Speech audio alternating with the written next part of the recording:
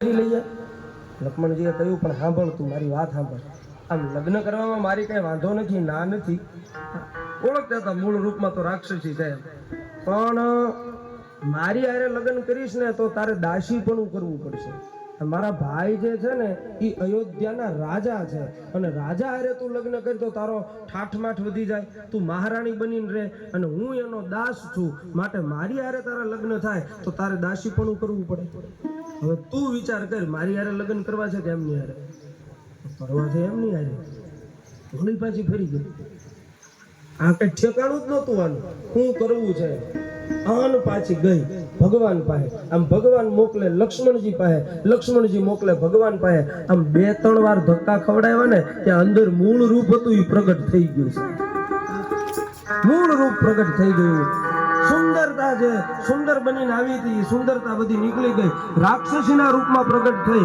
અને કહ્યું કે આ સ્ત્રી જ મને બાધા છે સીતાજી સામું જોઈને કહે છે આજ મારા લગ્ન નથી થવા દેતી હું એને મારી નાખીશ અને સીતાજીને મારવા માટે દોડે છે ભગવાને લક્ષ્મણજીને ઈશારો કર્યો લખન રામાયણમાં લખ્યું ઈશારો શું કર્યો બોલે 4 આંગળી ઊંચી કરી ભગવાને લક્ષ્મણજી સામું જોઈ આમ સીતાજી બાજુ દોડી લક્ષ્મણજીનું ધ્યાન રામ બાજુ છે અને રામે 4 આંગળી ઊંચી કરીને આમ નીચે કરી એટલે લક્ષ્મણજી સમજી ગયા અને બાણ સરસંધાન કરી અને બાણ છોડ્યું અને બંને નાક કાન કાપી લીધા છે નાક અને કાન બે કાપી દીધા લક્ષ્મણજી અને નાક કાન બિનુ ભઈ બિકરારા નાક કાન બિનુ ભઈ બિકરારા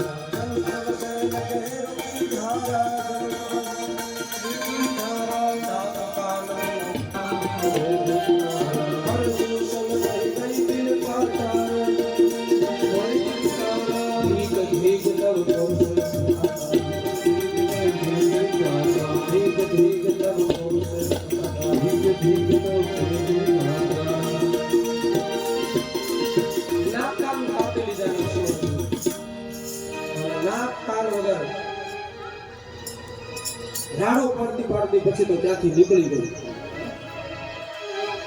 4 આંગળી ઊંચી કરી નીચી કરી લક્ષ્મણજી સમજી ગયા નાક કાન કાપવાનું જ કીધું હાથ નો કાપ્યો પગ નો કાપ્યો ભગવાને કહ્યું કે આના નાક કાન કાપી નાખ કેમ તો બોલે આ નાક કાન વગરની છે આને નાક કાન છે નહીં કેમ કે ઘડી કામ આવે છે ઘડી કામ જાય આ નાક કાન વગરનું મારા છે હોવા છતાંય નાક કાન નથી એવું કહેવાય બધી બાજુ જે દોડે એટલે કહ્યું કે નાક કાન કપાણા ખરદૂષણ પાસે ગઈ અને કહ્યું તમારા જેવા ભાઈઓ બેઠા હોય અને બેનની આ દશા હોય જંગલમાં કોઈ તપસ્વી આવ્યા છે અને તપસ્વીએ મારી આ દશા કરી અને તમે અહીંયા બેઠા છો ખરદૂષણને ઉશ્કેરાવ્યા મૂળ હાચું ન કીધું ગુણ્યા ગઈ હતી મેં આવું કર્યું એટલા માટે મારા નાક કાન કાપ્યા બોલે હું તો ને રસ્તામાંથી નીકળીને મારા નાક કાન કાપી નાખ્યા ખરદૂષણને થયું એવું તે કોણ અમે હોય ત્યાં સુધી તારા નાક કાન કાપે અને એ વખતે દંડકવનમાં રાક્ષસોનો બહુ ત્રાસ હતો અને આ ખરદૂષણ કઈ જેવા તેવા નહોતા રાવણ સમાન બળવાન હતા ખરદૂષણ બંને અને પછી સાહેબ ખરદૂષણ યુદ્ધમાં આવે હારે હજારો રાક્ષસોની સેના છે અને યુદ્ધ કરવા આવે ભગવાને કહ્યું લક્ષ્મણજીને સીતાજીને કહ્યું કે તમે પર્ણકુટીરમાંથી બહાર નીકળતા નહીં લક્ષ્મણને કહ્યું કે હવે સમય આવ્યો છે રાક્ષસોનો સંહાર કરવાનો પરિત્રાણાય સાધુનામ અને વિનાશાય જ દુષ્કૃતામ ધર્મ સંસ્થાપનાર્થાય એ સમય આવી ગયો છે માટે હવે બાણ સરસંધાન કરો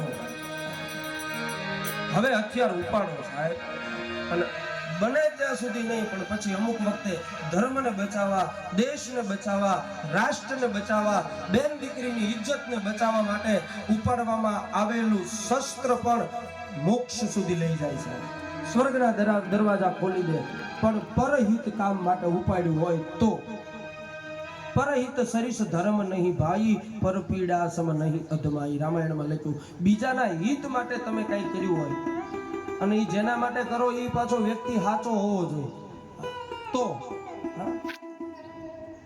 એ દિશાવ સુવાળો નથી આ રાખો ભારતે કાયર દેશ તેગધારી ત્રિશૂલધારી મારો ચક્રધારી વાસુદેવ ઢીંગાણા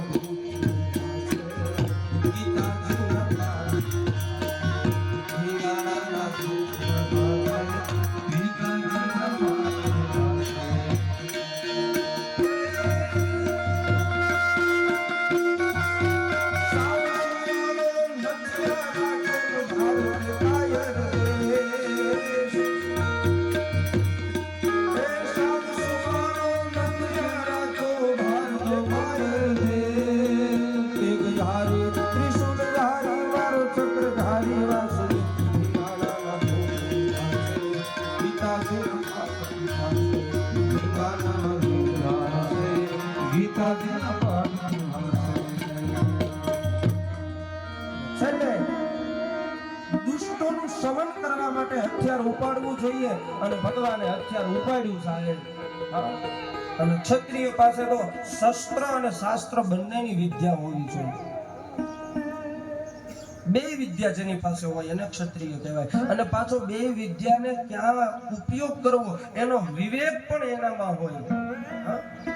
જ્યાં ત્યાં ન વપરાય. હજારોની સેના લઈ રાક્ષસો આવે. સીતાજીને પર્ણકુટીરમાં કહ્યું તમે બહાર ન આવતા. લક્ષ્મણજીને કહ્યું હાલો હવે સમય આવી ગયો. અને ભયંકર યુદ્ધ થયું. ભગવાને કહ્યું કે તું આ બધી સેનાને સંભાળી લે. નાના નાના જે રાક્ષસો હારે આવ્યા છે એ બધાને ઉપાડી લે. આ બેને હું સંભાળું. ખરદૂષણ છે. ભયંકર યુદ્ધ થયું. રામાયણમાં લખ્યું છે કોદંડ કઠિન ચઢાઈ શિર જટ ઝૂટ બાગ સોહતો મરકત સયન પર લરત દામિની કોટી સો જુગ ભુજ કટિકસી નિસમ વિશાલ ભુજ ગઈ જાપની સાર કે તરત મનો મૃગરાજ પ્રભુ ગજરાજ હરિહાર કે મસ્તક ઉપર ભગવાનની છટા શોભે છે. હાથમાં કઠિન ધનુષ્ય શોભે છે અને ભગવાન યુદ્ધમાં ઉતર્યા છે. વિશાળ ભુજા છે ભગવાનની અને મદોમદ હાથીના સમૂહને આવતા જોઈ અને સિંહ જેમ તાકીને ઊભો હોય એમ ભગવાન ઊભા છે સાહેબ. અને એમાં ખરદૂષણ આવ્યો, એની સાથે રાક્ષસો આવ્યા અને ભગવાને ભયંકર બાણો છોડ્યા સાહેબ. એક પછી એક બાણો ભગવાનના છૂટે. લક્ષ્મણજી બાણ છોડે. એક બાણ છોડે તો એકના અનેક બાણ થાય અને રાક્ષસોને વાગે. રાક્ષસો પડે સાહેબ. અને છેલ્લે ખરદૂષણ સાથે યુદ્ધ કરતા ભગવાને બાણ સરસંધાન કર્યું. પુર દહેવ કહેવ કે ધર્મ ધાય વિકટ ભટ રજની ચરા સજના કોમર સાથે સુર પાન પર તુલસી ભરા પ્રભુ વીર્ય ધનુષ કઠોર પ્રથમ કઠોર ઘોટ ભરા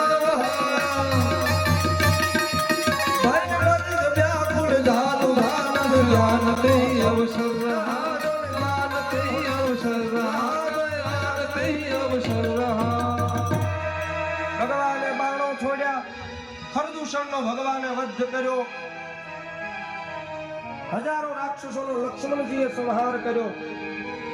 દેવતાઓએ ભગવાન ઉપર પુષ્પની વૃષ્ટિ કરી. ઋષિ મુનિઓ રાજી થયા, ભગવાનની સ્તુતિ કરી. આજ અમને લડતા હતા, યજ્ઞ નહોતા થવા દેતા, સારા કામ નહોતા થવા દેતા, સત્કર્મની અંદર વિઘ્ન થતા હતા. હે પ્રભુ તમે અમારી પીડા હરી છે. ધરતી બહુ રાજી થઈ સાહેબ. અને દીન જનની પીડા હરવા માટે ભગવાન આવે છે. ભગવાને પીડા હરી. પછી બધાનો વધ થયો અને આ બાજુ શૂરપંખા જાય છે રાવણ પાસે. અને અહીંયા એક ઘટના ઘટે. પંચવટીમાં ભગવાન જ્યાં હતા અને અહીં ભગવાન અને સીતાજી બંને એકલા છે. અને એ વખતે ભગવાને સીતાજીને કહ્યું દેવી મારે નરલીલા કરવી છે. લલિત નરલીલા મારે કરવી છે. માટે તમે અગ્નિમાં વાસ કરો અને તમારું છાયા રૂપ તમે બહાર રાખો. મૂળ રૂપમાં તમે અગ્નિમાં સમાઈ જાઓ. સમય આવે હું તમને પાછા બોલાવી લઈશ. અને સીતાજીને અગ્નિને સોંપવામાં આવ્યા અને છાયા રૂપ જે હતું એ ખાલી બહાર રાખવામાં આવ્યું. કેમ કે ભગવાનને ખબર હતી કે રાવણ આવશે અપહરણ કરવા માટે, જે કાંઈ લીલાઓ થવાની છે. અને મૂળ રૂપમાં જો જાનકી હશે તો રાવણની તાકાત નથી જાનકીને અડી શકે સાહેબ.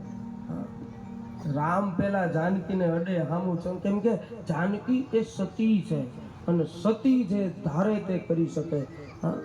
અનસુયાજી છે એ બ્રહ્મા વિષ્ણુ મહેશને બાળક બનાવી શકતા હોય તો બીજું તો હું ન થાય સાહેબ.